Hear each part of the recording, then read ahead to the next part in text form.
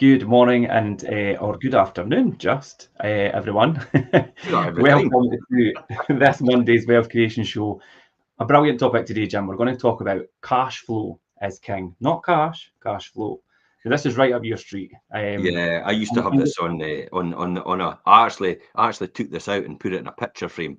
There was two things I put in a picture frame when I was at work in manufacturing, and no four, but two. So two.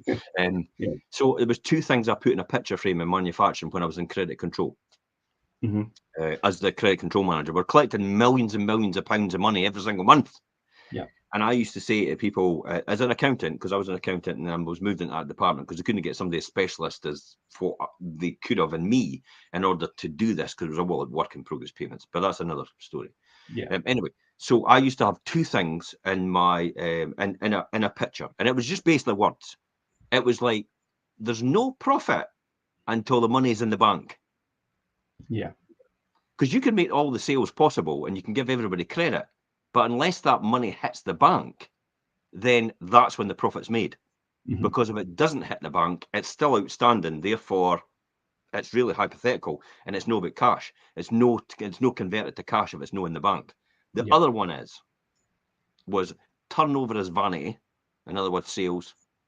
Profit Mhm. is sanity, and cash flow is king every single Yeah. time. And that's the way I looked at it. And I drilled that into my team every single time to be so draconian about the whole thing and so focused on collecting money because as it came to it, there was nothing until that money's in the bank. You could say you've got a paper profit, but there's loads of companies that actually I could demonstrate and going years back, have actually gone into administration because they've been very profitable but had no cash. So, yeah. So they've not been able to satisfy their bankers, and they've not been able to satisfy their loans when they've been called in. Look at some countries are like that. Their GDP is actually doing Yeah. very, very well. In other words, their gross domestic product, which is almost their turnover for the whole country. But they can't service their debts to other countries and other banks around the world and their own bank itself because they borrow so much money and they don't have enough money to pay them back. But the GDP is good. So that's why a lot of countries are like, we're kind of skint, and they're going to have to extend their loans and get better facilities. So these are the two things, the mantras that I always followed in industry, and everybody should be doing that in business. Every single time, that should be Yeah. a business mantra. You could have the highest turnover in the world, but in the years that all these companies that have made millions and millions and millions of pounds in turnover, but they've made a loss. And when a wee tiny company have made a profit, I've actually been better off than them. You can better. Yeah. Yeah. Yeah. When you look at it like that, that's the right way to look at it. Yeah. Like the And banks I used to think go, it's "Oh, we made a loss this year." And I go, "Well, hey, I'm better off than the banks." I think it's one of the most important things and lessons that any entrepreneur or somebody who's starting up a business or running a business have to learn. And some people do learn that painfully. That really cash really is king. And we're not talking about the tangible paper asset money. We're talking Yep. about cash flow. Um, and I I mean to check it simply every put single that, time, by the way. yeah. I was talking to someone as well. It's running a small business, just a wee small enterprise, and it's a coffee shop. I was talking to him this Mhm. morning about it, and it says, "Oh, I've been away for about 3 or 4 days." And I went, "You'll have kept an eye on your sort of your key indicators, your turnover, and what's going on." He's like, "No, I just trust my staff." And I'm like, "What?" It's like you could trust your staff quite easily, but the reality is you've still got KPIs you want to look at, and the one I look Mhm. at every single day almost is my cash flow. Yeah. Every single time I look at the bank, because if cash flow is going up, right, I know where my VAT is in terms of what I've got to pay. I know where my corporation tax is because I have a handle on that as well. So I know what cash I've got left. And if Mhm. the cash keeps going up, the target keeps going up in cash, and I'm not borrowing any money to bring more money in, and I'm not due any money back for anybody, then I know I'm profitable automatically. Yeah. So you don't actually need a set of accounts to do that. You can actually just keep an eye on your bank account. If you understand the principles of how the cash comes in and how it goes out, and you monitor that, and the cash still goes up, you know you're going to be profitable. That's one of the strategies and the KPIs that you should be looking at every single time. So yes, I check it every single day, and it's just one of these things I do as a mantra. Yeah, that's true. But then would it be true to say it doesn't matter like how much money you actually have coming in the future. If you don't have it now, or enough money to get from where you are now to where you want to be, Absolutely. then How's anybody going to get paid? Yeah, well, that's the next thing. When you do the salaries, how's anybody going to get paid? You're not going to pay them with profit. Yeah, you need money in the bank. And if you've got employees, they're not going to wait for you to pay their salaries. I'll try it out, Richard. Richard, see when it comes to the end of the month, can I just owe you the money? Yeah, that doesn't work like that, of course. I didn't think it would be as diplomatic answer as that, Richard, would it? No. It would probably start with an F and end with an F. Yeah, but I mean, employees is a good one as an example, and so as landlords and things. Obviously, I deal with landlords all the time, and landlords don't care if maybe we've got things in the pipeline, or do you know what I mean? They're not going to wait for money till the next month. They want it paid that month. Do you know? And you need to think about that. It's the same with contracts. I've got to pay my mortgage as a landlord. It's like I need the money now because that's what the mortgage relies on. And remember, the tenant's not paying your mortgage. The tenant's paying the finance on the mortgage. That's all they're paying. And it's a mortgage they would have had anyway, more than likely, if they're going to buy a house. So, you know, and they're paying the capital amount on that. So they're only paying your finance element, really. They're not paying down your debt for them. So let's get that right out in the open right now. For any tenants out there that think they're paying the landlord's mortgage, you are not paying their mortgage at all. You're only paying the finance element. The landlord is, you're paying for them to be responsible for things like the improvements and also their repairs as well on the premises, and making sure it's wind and watertight and habitable for you to live in. And you're also paying for the luxury that you can exit and entry and exit this whole transaction in a small minimal cost over a shorter period of time. Therefore, you're not taking on the huge responsibility of holding a mortgage and also of the thousands of pounds you have to pay to get the mortgage organised to obviously buy the house as well, and then the exit as well to sell the house and then actually buy the next house. So you're not you're not doing that when you're renting. So that's what. So if you're a tenant, get this right out of your head. You're not paying the landlord's mortgage. Yeah, and that's often, very too often, the misconception of people that, oh, but I'm just paying for their mortgage, and well, no, that's not entirely true, and well explained there, Jim. But another thing is we speak about landlords and employees, and suppliers is a good one as well. And your suppliers, if you can't pay your supplier, they're not going to extend credit to you, and they're the ones that are providing you with materials and whatever that you need to then provide a service to ultimately make money. So you see that has a knock-on effect. Yeah, I've got a, you know, can I pay you just with my token for my trolley at the supermarket? I could maybe pay you with that this month. You know, is that any good to you, Mr. Supplier? It's like, no. It's like, I need cash. I need cash. You see how I say cash and how important cash flow is? You can't go, can I pay you with turnover or can I pay you with profit? It's like, no, that's no tangible. I can't use that. I can't take that to someone else and pay them my bills, and they've got to pay bills as well. So this is why cash flow is so important. Cash flow. Yes. I mean, cash. Here's cash. Now, I'm not going to rip it up, but this is cash. This is worthless. It's nothing. You know, you can make paper. Well, you can't even make a paper airplane out of it now. But cash is worthless as it stands right now. This is just a promissory note. It's when you use it, it flows. So it becomes cash flow as a result. So it's when you use it to buy goods and services and do what it needs to do. That's when it becomes cash flow. And that's where it flows to the next person or it flows into your bank, one or another. And that's how business is done. And that's how important cash flow is. Remember, as I said, drill it into your mind. Turnover is vanity, profit is sanity, and cash flow is king every single time. I don't care what turnover you've got, and I don't care how many employees you've got working for you. What's your bottom line in your bank?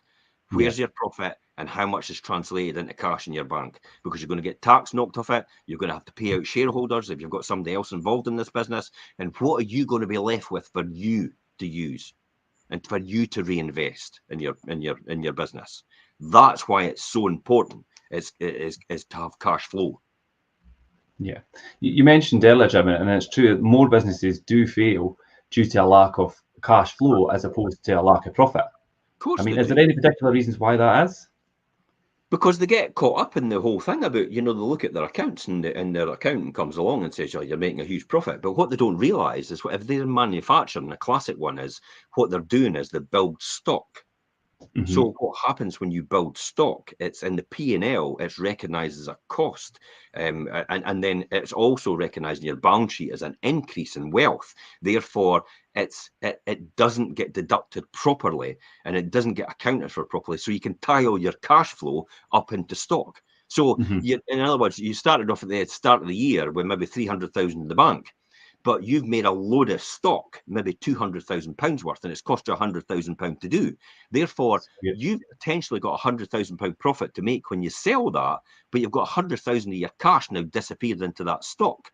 And So unless you tied sell up. it, you've only got 200,000 in the bank now. So that's why Mhm. cash flow is so important, because it can get tied up in your stock. Plus the fact when you give your creditors or your customers, when you give your customers, your debtors, that's your customers. When you give your customers credit and you say to them, okay, you can have that £1 million worth of goods, it's like you've not got the cash for that. You've got to finance out of your own money. So if you've got £1 million of goods outstanding and it's maybe cost you 500,000 to make, then 500,000 of your stock is now being transferred into their hands and you're waiting for them to pay you before that profit can be realized. But what happens is that £1 million goes straight on the top line as a sale. Therefore, that stock comes off. Therefore, that profit's realized straight away. And that sits in your accounts and your balance sheet as a debtor, a debt outstanding from your customers. Yeah. Therefore, it's not into your bank yet. Therefore, you could have loads of debtors, but you could have minimal cash in terms of cash flow in your bank. And that's how that can happen. So it can get locked up in given favourable credit terms. It can get locked up in building for stock. It can get locked up in other things as well. But these are the two main things that gets locked up in. And therefore, that's how it's so important to get your debtors as low as possible. In other words, the people that are due you money, to collect that and get it in their bank to allow you to have cash flow to move. And there's a classic example about stock, about holding stock. Look at Dell. And we've gone back to this before about Michael Dell. He had billions of pounds in stock because they did a just-in-time system where we could build a computer and give it to you there and then. And he was like, well, we've got to buy all this stuff in advance and tie all our money up in stock. And he went, well, wait a minute, let's pass it on to suppliers, get them to hold the stock, get them to use their cash. And that's how he got back into a system, which was a just-in-time system. Most people will know just-in-time system for an inventory management now. And whereas the suppliers held the stock and they called them off straight away, so they got them the next day. Therefore, they didn't tie all their cash up. Therefore, they will either be able to buy their shares back, increasing the shareholder value of their shares, or what they can do is return dividends to the shareholders themselves because they've now got cash in the bank to do that. Or they can reinvest in other projects. In other words, they'd have the cash to do it now to be a bit more adventurous in different areas. This is why Amazon's renowned for never really making a profit, because they put so much back into research and development in terms of what they're doing. They get huge tax advantages for it, by the way, and then kind of move tax about and shell companies and stuff like that around the world. But that's how they do it. And as far as everybody's concerned, that's perfectly legal for them to do. Yeah, so would it be fair to say maybe some business owners and things are a wee bit unrealistic about predicting cash flow? And that's probably where they hit the problems, and they tend to maybe overestimate income and underestimate their expenses, and obviously not have a proper strategy and looking at it properly. So it was identified in FRS 3, which is Financial Record Standards. Financial Record Standards 3, which was a cash flow statement for most PLCs. So what happened was everybody was running out of cash, and it was again identified. So accountants came up with, okay, we can do FRS 3, which is cash flow statements, and every PLC now has to have a balance sheet, a profit and loss account, and a cash flow statement. And the cash flow statement shows you if you've increased your cash or decreased your cash by the end of the year. So it can look very profitable, but when you get to the cash flow statement, you go, oh, well, we've not got much cash. We've actually decreased this year in cash. So where's it disappeared to? And it actually breaks it down into stock, into debtors, into creditors and suppliers and all the rest of it, and where all that money moved about. about it, and so therefore it gives you that overall picture at the bottom. So it's no longer just a snapshot of the company and the balance sheet at that point in time and what you did in the year with the profit and loss. It's now, where did your cash, where did it go, and where did it come from in the year? And that completes the picture overall through FRS 3, which is Financial Record Standard Statement 3. You know, Yeah. There's no other word And for 3. that's obviously they've not anticipated for cash shortages and things, and then ultimately run out of money. Yeah, that's what happens. They live for today. A classic example is small businesses. Here's what happened with most small businesses.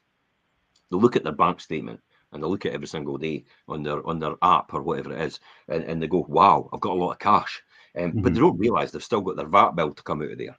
And then they don't realise as well, because they've got the last year when they made a profit, they've still got their corporation tax in there to pay out of that for last year. So they look at that and they think to themselves, God, I've got a lot of money there. And they just get caught up in this. They've got tons of money. And in actual fact, they've not, when they start stripping out their corporation tax due for the year before, which is 9 months before it's actually due. So if your year ends in December, you have to put your accounts in and pay your corporation tax by the end of September the following year. So see how that could easily get misinterpreted, and people can lose their way if they're a small business because they don't understand their numbers and they don't understand what balance sheet, profit and loss and cash flow statements are for. They don't understand the why that's important, and the cash flow is the most important thing. And they just look at that and think, oh, I could pay myself something. And then they go and pay themselves something, and then their corporation tax bill comes in, and they go, shit, I've got any money to pay it. Not got any money left. Like, Yeah, and then what have I done? It's like, and then the HMRC comes across this all the time. You've obviously just looked at your bank statement and thought you've got plenty of cash, when in actual fact it's no yours. It's actually the HMRC's for VAT or HMRC, as the VAT man, and also Inland Revenue for the corporation tax. Yeah, I mean, that kind of oversight and overlooking that can be really detrimental to any business, because then that leaves you in a position where you really need to cease what you're doing, whether it's obviously operations and what you're doing, and that's despite whether you've got lots of active customers or clients, but you can't do what you need to do because you've not got the cash to do it. This is why it's so important as well to understand where your costs are, and then also understand where your outgoings are on a regular basis every single month. So doing some sort of budget strategy where on a monthly basis you're able to track and know where you're going to be and where your cash is going to be in order to be whether it's up or down at the bottom. So, you have a typical cash flow statement where you see $1 million coming in. You maybe got $1 million coming in your profit for that month. But if it's collectible in 60 days' time, then you won't get that £1 million in your cash flow statement until 2 months later. So if you start off at scratch with giving £1 million away, you've got to finance that money. And it's probably 500,000 you've spent on stock in order to sell it for $1 million, because you're getting 100% markup, which is what most warehouses or organizations do, and most shops do that as well, 100% markup. So therefore, they're going to get that money in 2 months' time. Therefore, they've got the next month, they're going to do the same thing, and they're probably going to have to carry another £1 million. So there's another 500,000 out in cash in order to do that. So they maybe made £2 million in that month in terms of turnover, and they've got their cost, just say, but let's take it 2 million, your cost is 500,000, and therefore by the time they get to month 3, that's when their first £1 million will come in. But in month 2, they're still financing £1 million in cash with sales that they've done, and they're waiting on this £1 million coming in. This is why when a big customer goes out of business and they're due them money, then they go to the wall. A classic example of that is Alba Confectionery. You remember gobstoppers and gummies and all the rest of it, Alba Confectionery, yeah? I can't remember what they call it, Skull Crushers. Remember Skull Crushers and all that? And they all bought themselves company cars. I remember this story. They all bought themselves company cars. Woohoo, we're rich, because they had all these agreements and everything like that. But what they didn't realise is, I think they bought the franchise rights or the licensing rights to make stuff for 007 or something like that, or maybe Ghostbusters or something. And it didn't go according to plan. And they made all this stock and they churned it all out. And their terms of collecting money and everything was completely out. Therefore, they ran out of cash straight away and they were done. Done. And then somebody like a big corporation like, what is it? I think it's Barrett or something like that. You know, the sweets. Bassett. Bassett, that's it. Bassett comes in, and then they go, "Oh, we'll buy all the rights to actually use your sweeties." So they buy all the rights up and basically asset strip the company and leave it. Nobody wants to deal with it after that. So that's what happens, and it's in a sort of, you know, hyperbolic chamber. You know, if this happens, if that happens, if this happens, this is what's going to happen at the end. It's a foregone conclusion. It's that will happen if you follow that track and that path. So you have to be able to, as a small business, regardless of what you're doing, whether it's property investment, whether it's just a coffee shop, whether it's a hairdresser, whether it's a nail boutique, whether it's a salon or anything like that, you've got to make sure you forecast for money going out and bills coming in. And I mean, like things like your broadband bills, your council tax bills, if you've got, you know, houses, if you've got empty voids and stuff like that, if you've got refurbishment bills to do, if you've got suppliers to pay over a certain period of time. You know, you can get led into this false sense of security where you're making instant sales. For example, let's look at the coffee shops because they're quite popular. They're making instant sales straight away, but they have all the suppliers that they're getting, you know, products off of, and they've got credit terms with them maybe about 60 or 90 days. So they're making all this money and they've got it all flowing into their bank, but they don't realize that actually in the next 3 months they're going to be due big, huge bills out of that money. They just look at their bottom line cash flow and they look at their profit and they go, "Yay! I'm in the money. I'm in," and then they're going, "Yay!" They're coining it out. They're buying new cars and they're all the rest of it. And then the next minute it's like, "Oh, I'm no longer here," and everybody's going, "What happened?" And it's like, well, that's what happened. That's what typically happens. So Genesis Creations was another one. If anybody remembers Genesis Creations, this was the wee dragons coming out the eggs and stuff like that. And they were based on, I think, the East Nuke or Largo or something like that. So Genesis Creations existed, and I'm sure the same thing happened to them. They just ran out of cash. I mean, we'll go a wee bit deeper into predicting cash flow and managing cash flow as we go through. But just before we move forward, obviously we made the statement about obviously more businesses fail due to lack of cash flow than they do a lack of profit. So I just wanted to, before we go ahead, let's just look at the difference between profit and cash flow and what they actually are defined as individually. I mean, profit is the difference between income and expenses, and income is calculated at the time of sale. Let's tell people what income is and what expenses are, just for the people, the layman. Because I remember when I first started out, before I knew anything about accountancy, I was like, what the hell is turnover? I have no idea what anybody's talking about. Is turnover the same as sales? Because people refer to turnover, they refer to sales in the same conversation.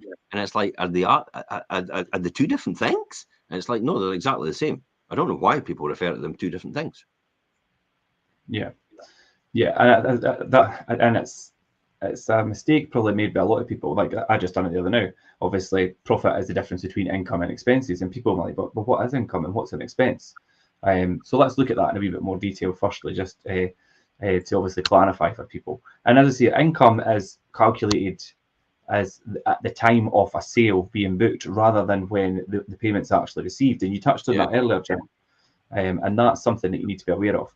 And expenses are calculated at the time of the purchase, when the purchase is made, rather than when the bill is paid. So does that? Whereas cash flow, I'll let you go then. Yeah, you're absolutely right. I mean, expenses, as I said before, are calculated at the time of the purchase is actually made. So it's actually put in the P&L rather than actually when you pay the bill. This is why a lot of businesses give a lot of credit out to their customers, want to then get a lot of credit and extended terms on paying their actual suppliers, because they're using their suppliers to finance their customers. Now, actually, I had I'll tell you about a third one.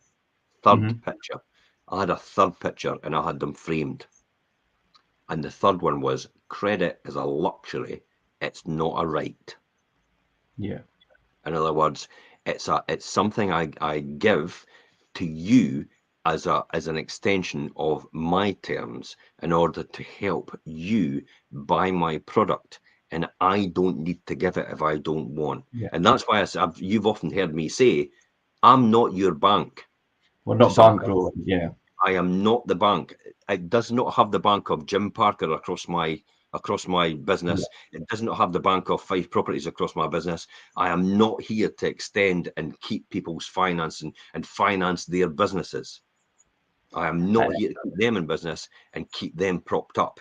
They have to pay their bills on time and when it's due. Likewise, I expect myself to fully pay my bills exactly when they're due. Yeah. And literally for me, that's why I always say to you, I want people paid. I want that job signed off as quick as possible.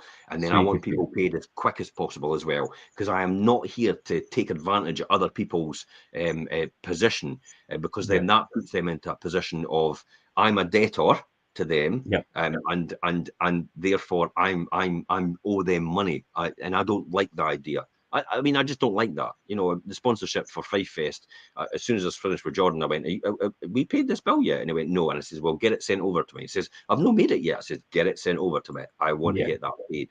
There's no way I'm going to be outstanding in my debts. No. And that's a good way to operate a business. It's a good way to operate a business, Richard, because therefore neither a debtor or a creditor will be. And you've maybe heard that once before. No, neither debtor or creditor will be. In other words, I will not owe anybody money, and I won't expect anybody else to owe me money. And that way, I know where I stand, and I don't need to sit and work out who am I due and start robbing Peter to pay Paul. Because that's what happens with a lot of these businesses. And then the next, because that's what I had. I used to have people say to me in industry, they used to phone me up and say, you know, you're going to give me extended terms, and I'm like, sorry? It's like, what do you mean I'm going to give you extended terms? You're buying off at us, and that's fine. But the reality is you've been told to come to us through the local authority, and you've got no way to negotiate with us at all because the local authority has told you to use us, whether you like it or not. So I'll decide what terms you're going to get. And that's the fact. That's it. You're a subcontractor in between us and the local authority. They're dealing with us. So I'm not giving you any credit at all because I've just looked up your accounts and you've not got a pot to piss in. Yeah, that's and there's no way I'm giving you extended credit because the reality is, if you go to business, we've got a bad debt, and that's on me for doing that. Do you know, there's an expectation for people more often than not for credit and things, and I think that's quite a common thing now, and it's true what you say though about credit really isn't, it shouldn't be just expected, but I think that's maybe society the way it is now, because obviously there's credit available everywhere, so people just expect it and expect to be entitled to it as well. Yeah, there is sort of an expectation, but you've got to go in with the principle that neither a debtor or a creditor will be, and if you're like that, that'll come across clearly with everybody else that you're not expecting to send credit to them. When we go to a customer, and there's an the home report, for example. So the home report, we're due to our surveyors. I don't ask for credit from our surveyors. It's like we've got to collect that money on behalf of the surveyor. So therefore, we expect people to pay that up front. It's like, you're paying that up front because I'm not financing it. Because if you finance, you can imagine you've been financing, you've got 100 property listings on at any one point in time, and your home report on average is £400. You've literally got £40,000 worth of money sitting tied up and extending credit to people. That's £40,000. That's how you go to business. So it's like, no. Let's get that money in now, because I've still got to pay everybody. So I can't finance you because I'm financing everybody else. Oh, but it's only £400, you say. It's like, no, but there's 100 other people like that. So that's why I'm not extending credit to anybody else. It's not there for that. Now, there's a matter of, in certain circumstances where people are in a hardship situation, then we can work on that and we can help people out in that way. But I've known, if somebody's got the money and they can pay for it, then they pay for it. It's a business for a service. You provided the service, so you pay for the product. That's it. Nutshell. Yeah, definitely. So for people that are maybe wondering, how do they project their cash flow and how do they keep track of that? There's certain ways of doing that, obviously, and doing it properly. And I think you obviously need to start with what you have in hand, your cash that you have in hand, and look at your current. I mean, this is going to go into like organising on spreadsheets and things, I think, but which is something that you love doing, Jim. But like, look at your current bank account and see what's actually in there, and review that. I think that's a good starting point. So here's what you do. You take your current bank account, Yep. and you divide it into income and expenditure. In other words, what's coming in, what's going out. Now you can Yep. see what's coming in because it goes in your credit column, and you can see what's going out because it goes in your debit column on your statement. So therefore, what you can do is you put that into a spreadsheet. Now, most bank accounts now allow you to download that in an Excel file. Yeah, you can. Which goes into a spreadsheet in Excel, more likely industry standards, Microsoft Excel. So then what you can do is download that in, and then you can put your titles next to it. Okay, that's sales. That's maybe a grant I got, because let's be honest, people got COVID grants. That's maybe extra income I got from maybe insurance referrals. That's maybe rents I got. That's maybe something else, and miscellaneous income, just a small amounts that really neither here nor there. But you've got that in terms of your numbers. And then you can put a total and say, that's my income coming in. And then you get your debit column in your bank statement, and then you start categorizing that. And the example is, okay, that's repairs and improvements that I've done. Here's as a landlord. That's finance costs. In other words, that's the costs I've got to pay for my interest on my mortgage. Now you might have finance costs, as in you might have a capital repayment mortgage. That won't transpire. That won't change to profit. That'll just be cash flow. So that'll be the amount you pay out for your mortgage. I'll explain that in a bit differently. I'll explain that a bit differently, actually. While landlords, end up running out of cash at the end of the year and pay a tax bill out their own money. I'll explain that just when I get to this. So you've got your mortgage coming in. You've got maybe council tax because the property is empty just now. You've got your utilities because the property is empty just now. You've got your expenses for your telephone because you need a mobile to cooperate with it. You've got broadband mobile expenses as well. So they've got broadband expense because you've got to be online. You've got laptop and stuff like that because you've had to buy that to run your business. You've maybe big enough landlord. You've got in terms of maybe a subscription, for example, to Sage. I got Sage when I first started, and I used that all the time. So it was easy for me to hit a button at the end of the year, and I'd get my profit and loss, or any month of the year. And when I was doing that, and I was able to compare it against the previous year. But most landlords don't have that. You'll also have, if you've got a letting agent doing it for you, you've got your letting agent fees. So you've got your management fees as well. And then you've got other things, bank charges that you've got, because you'll have them eventually. That's how it works. So you've got all these different categories, and that'll be your expenses. And you hit the button, total that up. Then one minus the other should be the difference between the start of the month, your bank balance, and the end of the month, your bank balance. And that should reconcile to the exact amount of the difference between the income minus the expenses. And that should be perfect. Now, if you've got that every single month and you know what your rents are going to be every single month, you're able to then, we'll call it extrapolate, in other words, forecast out from there. That's what I'm going to get every single month. Now, for me personally, when I first started, when I was a landlord, it was 4 weekly, the cycle. So every single month, 4 weekly, I was getting it. But by the time I got to the March, I got 2 payments in the month, because I got one at the beginning and I got one at the end because it was a 4 weeker. And then it was 4 weeks. There's 13, there's 53, is that? No, there's 13 4-week months in a year. Yeah. So you got 13 payments from the local authority. Yeah. Because remember, 4 times 13 is 52. 52, yeah. So there's 13 4-week months in a year. I think it's Gregorian calendar or something like that, or is that 445? I don't know.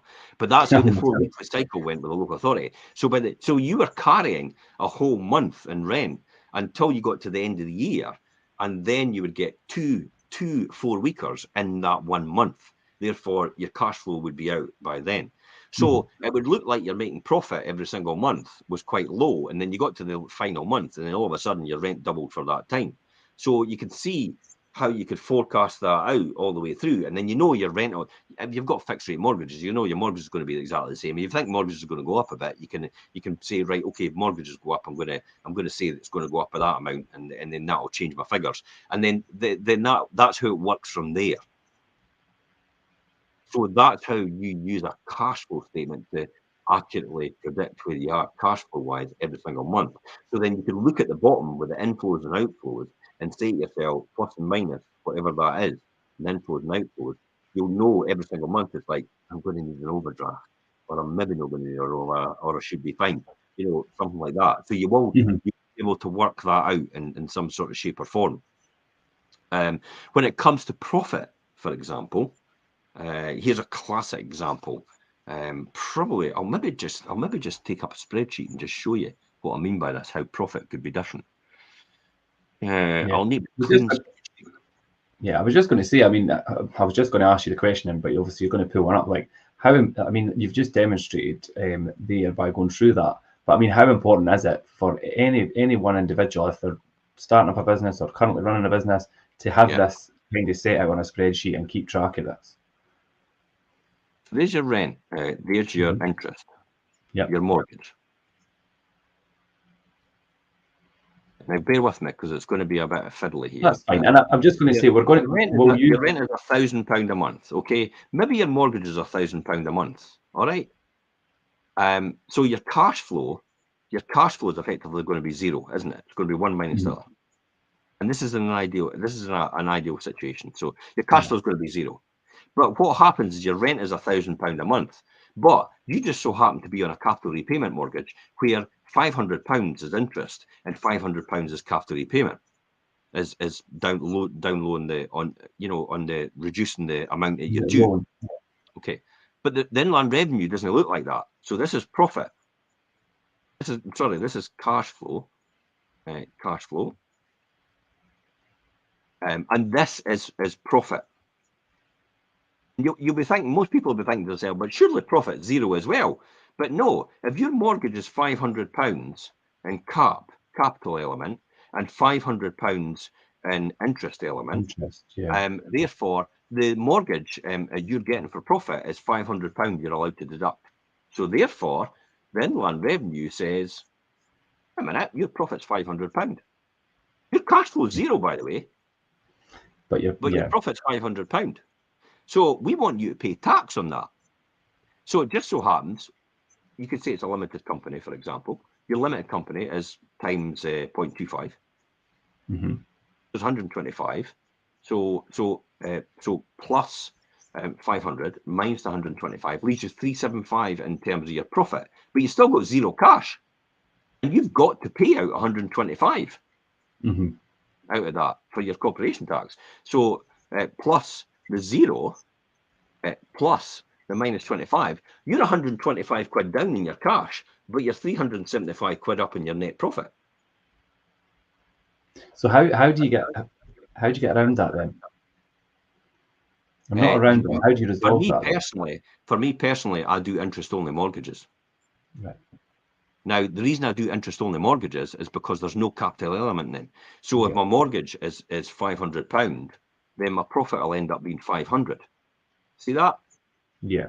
The profit there, 500. So that's an interest-only mortgage. And then the cash flow, so 500 mortgage and interest-only, £1,000 rent. So I've got £500 cash. If the rent's £1,000 and the mortgage is interest, it's 500, then I've got 500 profit. Therefore, if I'm due 125 quid tax, I take that off and I've got 375. So my profit is 375, my cash flow is 375 in the bank. Makes it so simple. And then I can build up wealth over a period of time. And then I can go to my original debt. And then I can say, I tell you what, I'm going to take a tranche of the cash I've built up and I'm going to pay down my debt now. Or I'm going to buy another property and make even more money. I was just going to say, that is a great example of using the bank's money to leverage your position. Of course it is. Yeah. I would rather, for me, this is not advice for anybody, by the way. Just to say that. You're not advisors. This is me personally. This is how I've done it over the years. Is I would rather have the money, the cash in my account to pay off the capital if I wanted to at any point in time, than have it in the bank's account and pay down the loan. And then what happens is what happened in the credit crunch. Here's what happened in the credit crunch. All the house prices took a tumble. I still had the cash in my bank. So I was technically in negative equity. But everybody else was in negative equity. But they weren't able to borrow against their property to get the money back because they paid off some of their debt. Admittedly, I was worse off in negative equity, but I'm long term, so it's going to come back anyway. And it did. No shit, Sherlock. Tell me something I didn't know was going to happen, because it always comes back anyway. It's just a short-term blip or a medium-term blip in terms of the credit crunch. Yeah. Therefore, I'm able to pay back the amount that I've got anytime I want, but I've still got the cash in my bank. Think about it this way. Look at what I've got just now. I've got an offset mortgage. Okay, yeah. So I'm sitting with an offset mortgage right now. My mortgage is 130,000, or it was 135. I had 135,000 in cash. I put it as an offset. Therefore, I'm not paying anything at all to my mortgage. I am paying a certain amount, but they're paying the debt down. So my 135,000 is now 130,000 to my mortgage. I have still got 135,000 in cash in my account. I see. I can use that anytime I want for what I want. But as soon as I start paying down that mortgage, do you think they're going to give me that money back when I need it? No. No way. They'll be fighting tooth and nail to actually give me that back. And if they wanted to give me it back, guess what I'd have to do? I'd have to pay them for the privilege of getting it back. Your own money, yeah. Why would I want to do that? Why would I want to do that? And plus the fact is, I'll be honest, the more debt I've got against the more assets I've got, the least inheritance tax I'll pay. Work that one out. Yeah. Because so if I've got a property business, it's now again, there's a bigger picture to this, but this is just one example I'm saying. If I've got a property business and it's got £1 million in assets, and I've got £1 million in liabilities, okay, in other words, debt. Yeah. The company is worth zero in net assets, isn't it? Yeah. But I've still got £1 million of property actually earning rent every single month and actually earning money every single month. Yeah.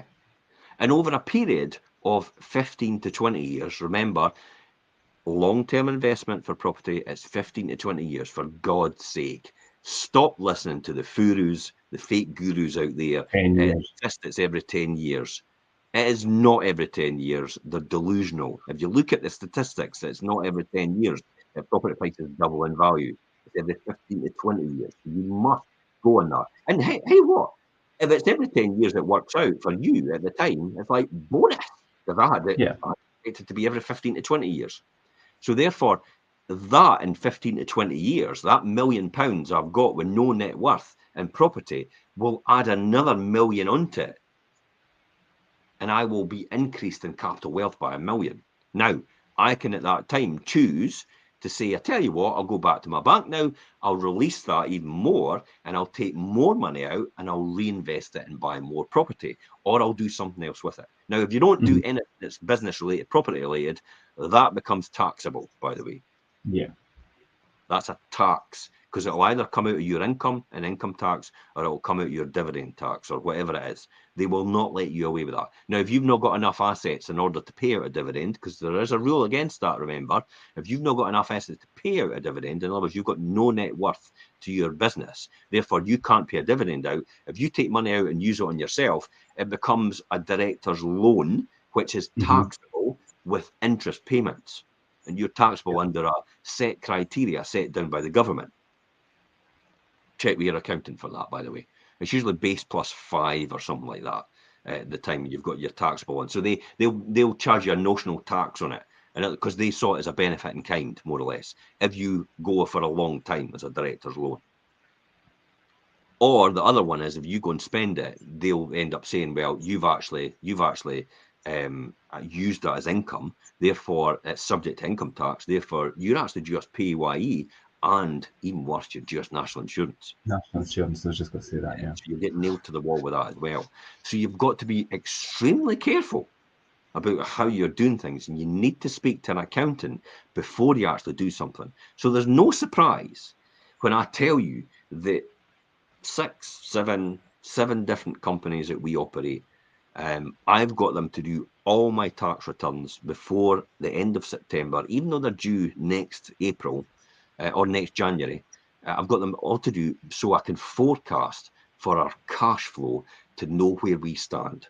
Because the one thing I do not want to do is get into a position where I go, oh, I've got lots of cash. And then the next minute it's like, by the way, there's your tax bill.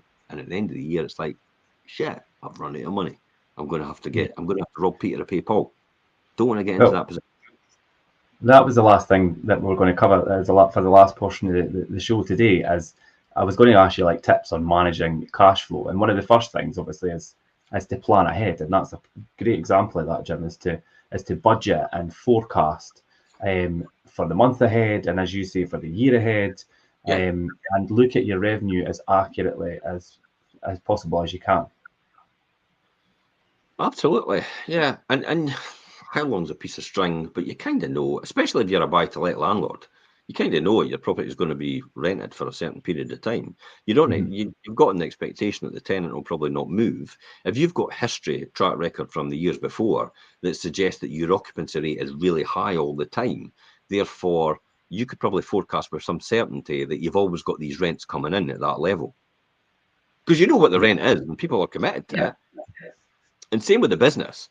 You know, if you've got a business turnover and you've got a certain amount of customers that use you on a seasonal basis at every single point in time, then you know where you are with that as well. And same with the estate agency business. You know, we know exactly how many customers use us every single year. We know what the targets we've got to achieve.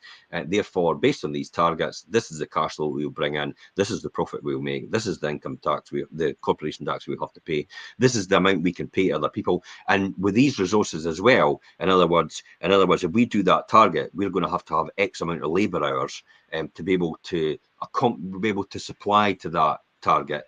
Therefore, what's going to happen out of that is we're going to have to employ more people in order to be able to service that number of sales. Because it's amazing how, you know, your typical example you see on the Apprentice, if you've ever watched that, the guy goes, well, we're going to have to produce 1,000 widgets. And then they get to the end of the day and they've only got 200 made. And then they scratch their head and say, how the hell have only got 200 made? We're meant to make 1,000. And then somebody pipes up and says, well, if you can only make 5 an hour, and that's how long it takes every hour, you can only make 5 an hour, and you've only got 8 hours in the day, then you can only make 40 for every person. So 40 for every person. 40 for every person. So if you've got 200, then you've got 5 people, then that's why you're only making 200, because you only got 5 people. You would have had to get another 5, and you would have had to get another 4 times. You would have to get another 20 people to make the 1,000. And that's where they fail to. That's why production planning is so important. So this is why, you know, if you're in a service industry like a state agency or lettings or anything like that, you know what you need in terms of man hours for inspections and stuff, and also for a certain amount of sales. You know how you're going to take an hour to do a market appraisal, so you know how many hours is involved in that. But if you're in a production planning, you know what you're going to be making. You know how long it takes and how many man hours it takes to make a product. Therefore, if you're making 1,000 widgets, you then know how many man hours you have to need to make 1,000 widgets. Therefore, you're able to say, if 40 hours a week a man works or a woman works, you know, let's not be sexist about this. And if that's what they work, then 1,000 divided by the 40 comes into, you know, X amount of people we need to employ in order to make these widgets. That's production planning. And that's planning and forecasting, and obviously looking at your budget and things to do things is so important, especially with any business, really. So that would be the first thing. We've talked about it in the past, and we've talked about our sales in the past, and let's, you know, I'm quite open about this because I'm not giving away information. We've talked about in our sales in the past and how our sales has not been as good as what we wanted it to be. And I've always come out with, you know what that means? That means definitely. The system revolves around me and my ability to perform. That's what happens. That's what often happens in small business. The system that revolves around that person, so that, like, oh, this is my company. It's not going to grow outside of me. I'm not going to let anybody else get involved in this. I'm not going to let anybody else grow it anymore. And it's like, I'm just going to hold it all to myself. And it's like, and then you go to the end of the year and go, how come we never hit these sales targets? And you turn around to somebody else and say that, and they go, because you've controlled everything. You've not let anybody else take responsibility or do anything else. Therefore, you've kept it all to yourself. And the system and the business will only grow with what you're doing. Yeah. Because no one else is allowed to do it. And that's what happens. That's what happens in a lot of businesses, small businesses. That's why they do things small. that'll be all too familiar to a lot of people that run small businesses, because it's just what happens, and it's really something. I've got to be here all the time, or this business can't do anything. It's like, well, that's the time when you've probably got to make enough money to employ someone else, but that means profit will drop. Hey, newsflash, it happens for everybody. Yeah. It's called an investment in growing your business.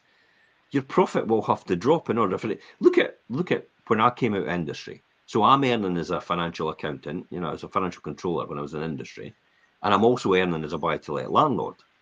Now, I had a choice here. I was running, 160 hours a week in order to maintain all that myself. Yeah. And I had a choice. I had to step away from one of them. But the choice was, if I step away from one of them, then the income stops in one of them. Now, I looked at it and thought, if I step away from a job, income stops completely. If I step away from a buy-to-let, income doesn't stop.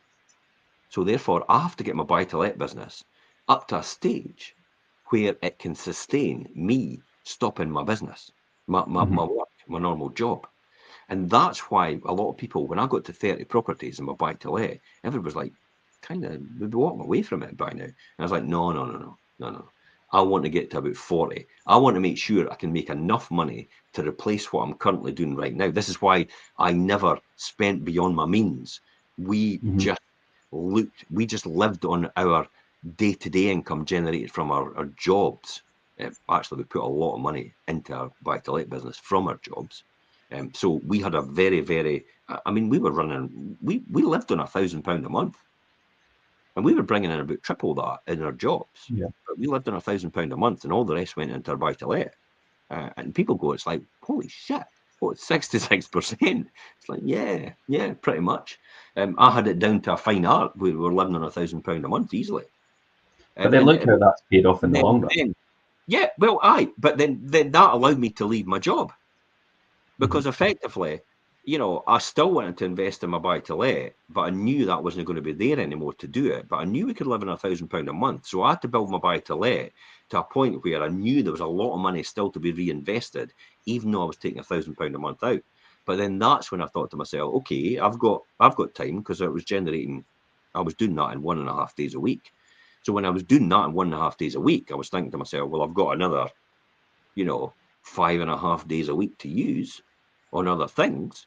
So 5.5 days a week using someone. What else could I do? Well, I could be an estate agent. I could be a letting agent. We could just do that. And so it was a natural progression for me to go and do that. And I found the right people to get involved with in order to start me off. And then the rest was history. Yeah. But I made sure the transition was right. Whereas a lot of people actually just leave their job straight away and go, I'm going to be a property entrepreneur. And it's like, okay, so where are you going to get your money? Oh, I'm going to generate that as I go. And it's like, okay, so you've not got anything to reinvest in because you're actually living off of that now. So you're not a property entrepreneur. You've just got yourself another job. You just changed job. Yeah. You just changed jobs. Hey, congratulations. You've got yourself another job. And it's probably less security than what your job has in the first place. Yeah. Because now that job relies on your ability to perform, the one that you've just moved into. Whereas your work job for your employer, they were giving you holidays and they were paying for it. Whereas you're not getting holidays when you're on holiday, you're not getting paid anything, are you? Because you're self-employed. Yeah, and all too often you see people, and that's the situation. They've just basically changed job, as opposed to what you've just relayed as your journey and how you changed things, because it didn't revolve around you and your ability to perform. It still run once you had obviously left your actual job, and that's an important thing as well. You touched on how you changed your spending habits and things like that, and it's really about monitoring your money as well. And it really is important to track and forecast every expense. And you get quite geeky about this, Jim, but it's quite rightly, like everything down to like the finer expenses, not just the big things. I think I drive my daughter crazy. I think I drive Tony crazy because I'm like to Tony, I'm like, where's the cash flow statement?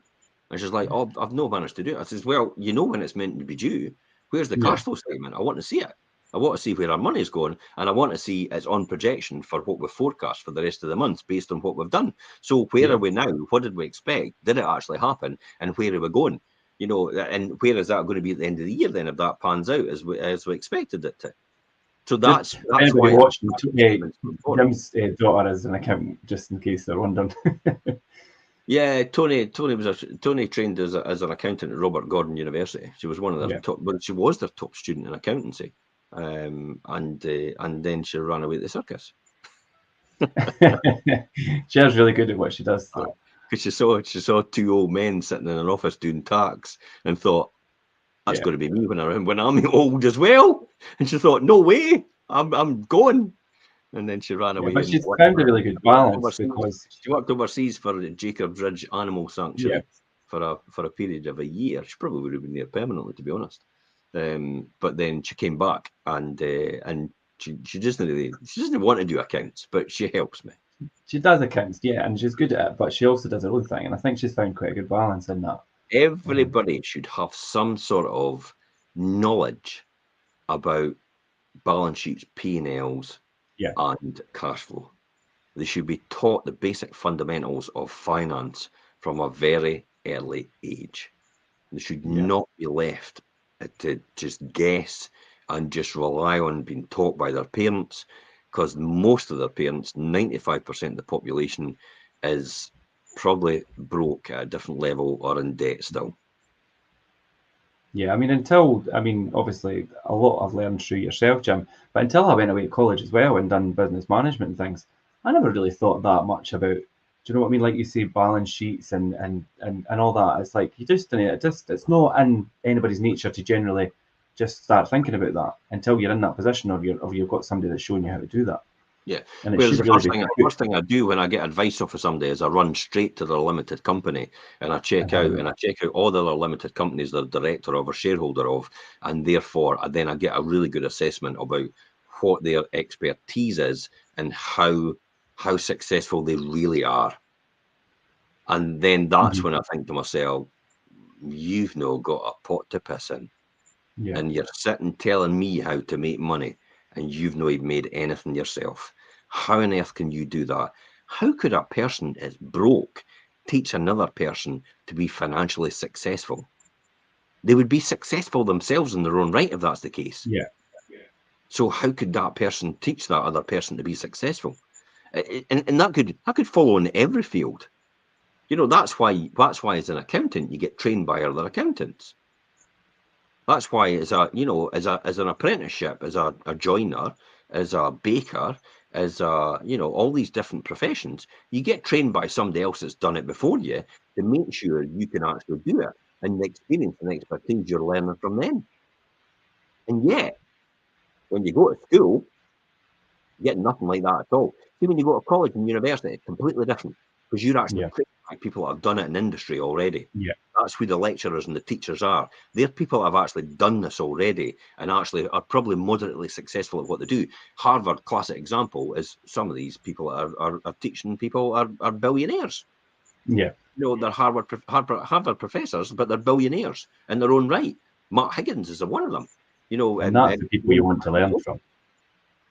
You know, these are the sort of people you want to learn from. These are the people you want to be taught by. And that's why you get huge kudos when you've been at Harvard or when you've been at any other of these prominent schools, because you're getting taught by people in their highest form of regard. Whereas at normal mainstream school, you're just getting taught by people that have been taught to be teachers and put you through the system and be specialists in a particular subject, but that's it. They've not really amounted to any financial success. So none of these people can actually teach you anything about financial acumen at a young age or in the school system at all. And that's why it's never actually taught. And that's why it's never encouraged. Yeah. They just want to prepare you for life and to work for someone else. Yeah, definitely. Teachers are just academics. But I mean, if you were sat in a classroom with a billionaire teaching you, that's somebody you really want to learn from. Yeah, definitely.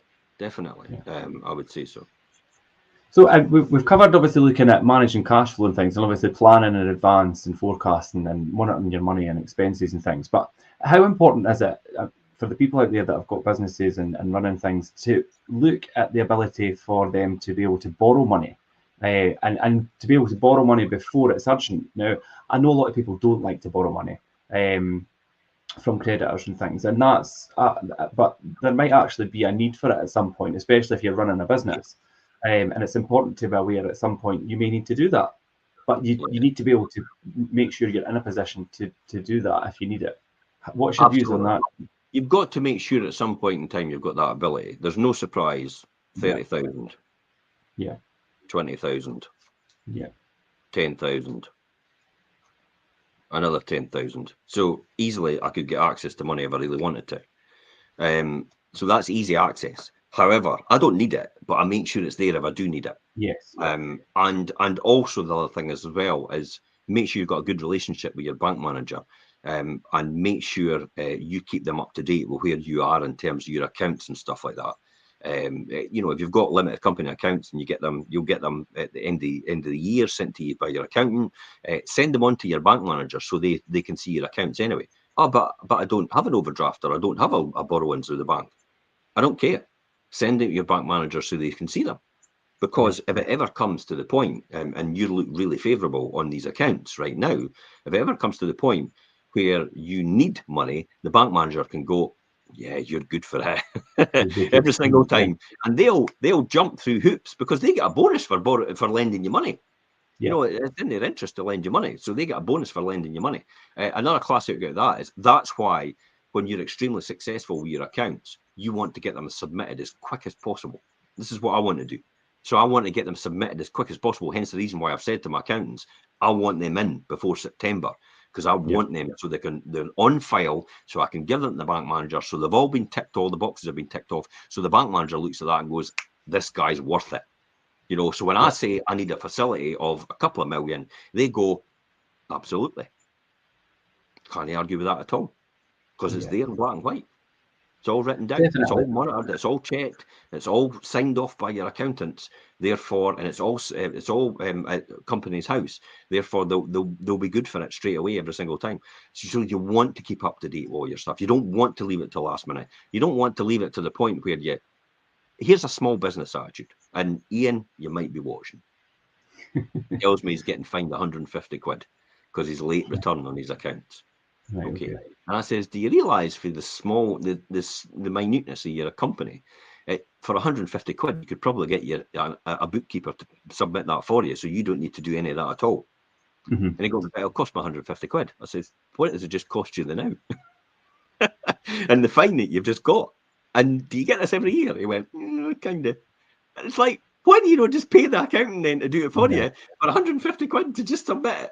That's all you need to do. And then it'll save you even the hassle of having to do it, because they'll do it for you.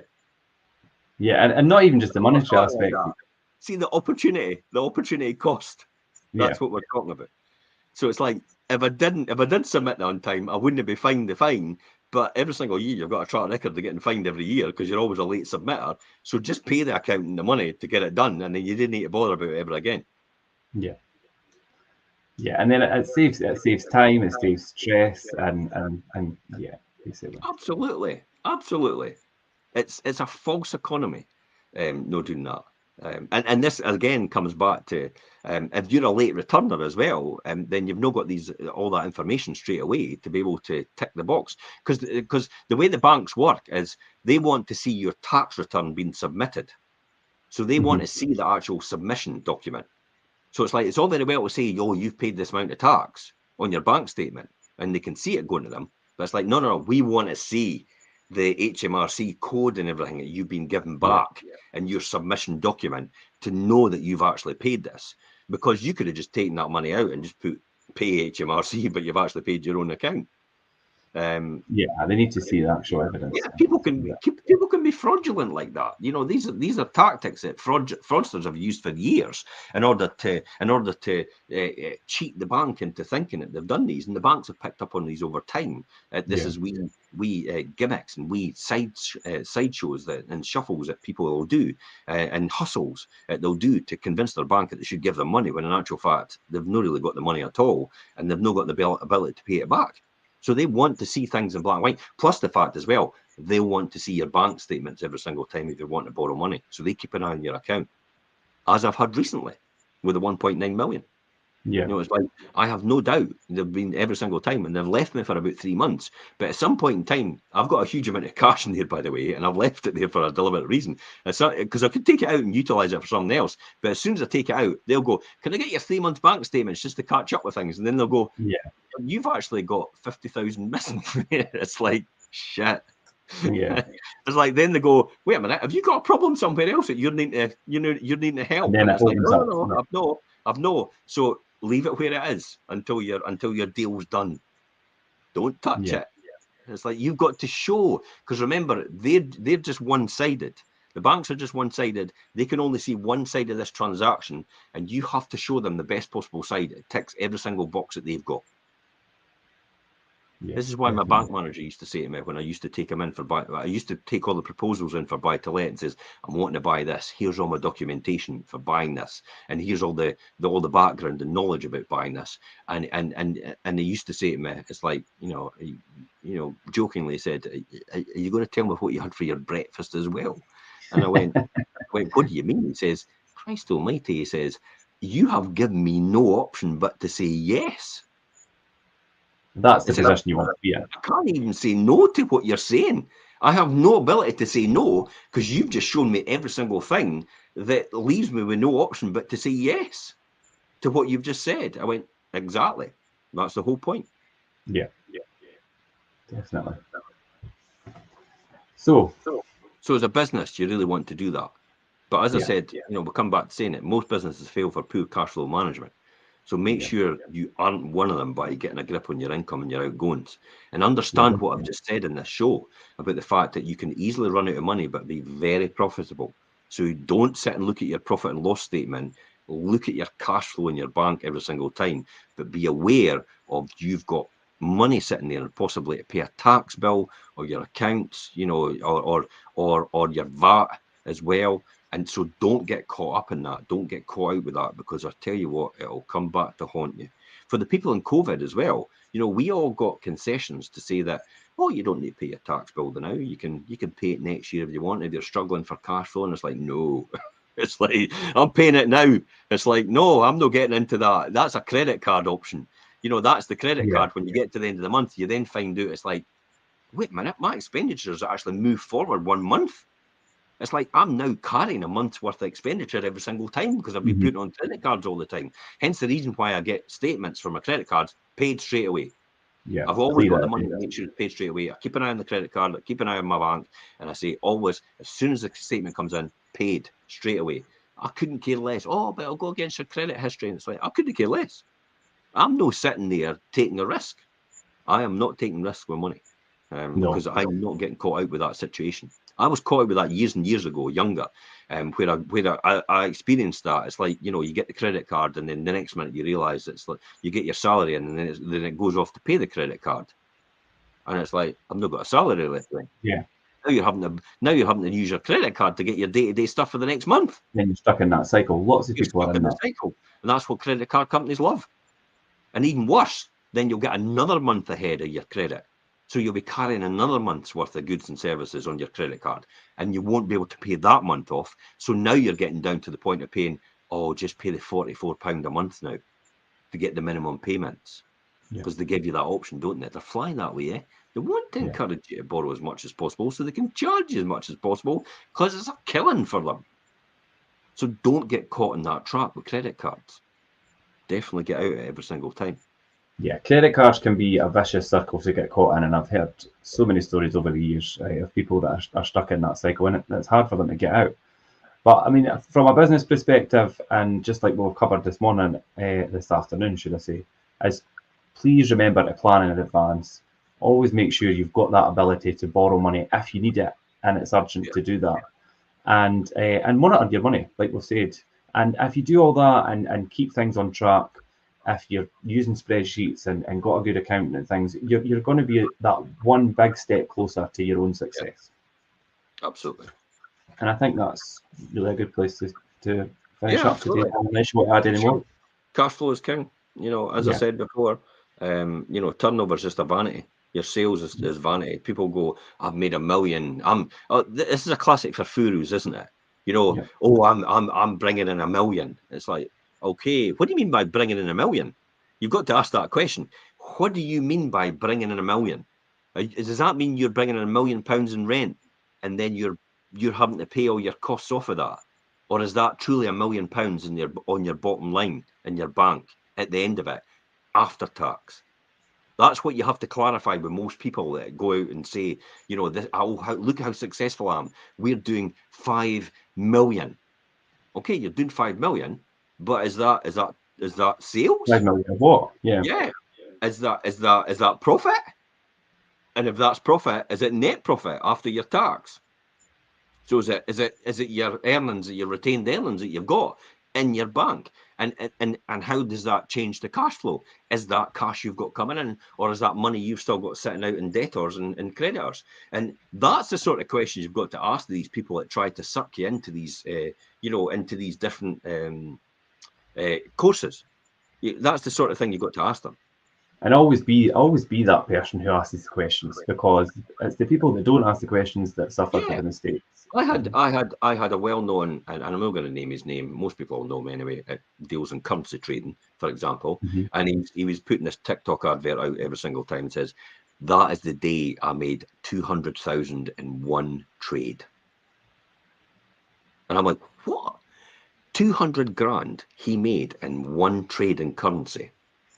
And I'm like, okay, let's get to the bottom of this. You made 200,000 in one trade, and then so I tell you what, I tried my best to ask him, so how much did you start with to make that trade? How much did you forward buy in terms of your currency? How much did you commit? And they were going, and they were fudging it every single time. Politicians answer, they wouldn't tell me the answer. Yeah. But then it transpired, he committed 15 million to get the 200,000. Now he got his 15 million back, but he made 200,000 on the 15 million. But you had to put that. I mean, that's a lot of waste. You would have to have 15 million in the first place. And most people, because he sells courses for currency trading, and he probably gets them involved in his currency trading system, and he'll take a small proportion of that income every single time when they do a trade through his system. So that's where he makes his money, and his course and his system that he's selling to people to use. And so that's where he's making his money. But who's got 15 million to do the 200,000 in one day? But people get delusional, and then they think, I can make 200,000 in one day. Well, only if you've got 15 million to sit in your account and actually and use as liquid capital, because that's what he's doing to get the 200,000. So unless you've got 15 million, you're not getting anything, and you're not getting anything near that. Well, I could make 1,000, and it's like, okay, but even 1,000, what are you going to have to put in to try and get 1,000 on that one trade? So there's no question about, so how many losses have you made then? See, that's the next one. So you've made this trade, but how many trades have you made that you made a loss? You don't tell us about them, do you? So you've got to be very wary about. The first question you've got to ask about is, why is people doing it? And the first question you've got to ask about this is, why am I doing this? Yeah. And I'll just finish off by saying the reason I'm doing this is because we can leave some sort of footprint for my generations to come of timeless content that they can learn from. So my grandkids, my great-grandkids, my great-great-grandkids, and all the rest of it, rather than me writing a book, which I can't be bothered with. But then, I suppose videos, the book of the future. Think about it, Richard, in years and years and years to come, you'll still be in these videos as well. I know. You're not getting a royalty, by the way. No, it's fine. That's why we're doing this, and we've been kind enough to say that we'll just do it live, and we'll show other people exactly what to do, because I will bet your bottom dollar that 95% of people listening to this or watching this will go, that's fantastic, and then they'll just go back to their normal day-to-day lifestyle. 5% will probably take action at some point in time, and this will help them on their way. But 95% won't do anything, even though they're moderately successful in what they're doing right now. They just won't do anything because they've peaked. They've got to a certain stage in their life where they're happy with what they've got, and that's great. That's all they want out of life. Great stuff. Fill your boots. But this is left as a legacy more than anything, probably more valuable than money to the next generations to come, about how important, for example, in this show, how important cash flow is as opposed to profit and sales and turnover. Yeah, definitely. And I do hope that the 5% that take action, use this as maybe a reference point and take things away from it that do help them on their journey. Yeah, definitely. Yeah. Well, Okay, that's awesome. good. Yeah, going to leave it there today. That was great, Jim. Thanks for covering cash flow, and yeah, cash flow is king. And thanks everyone for watching.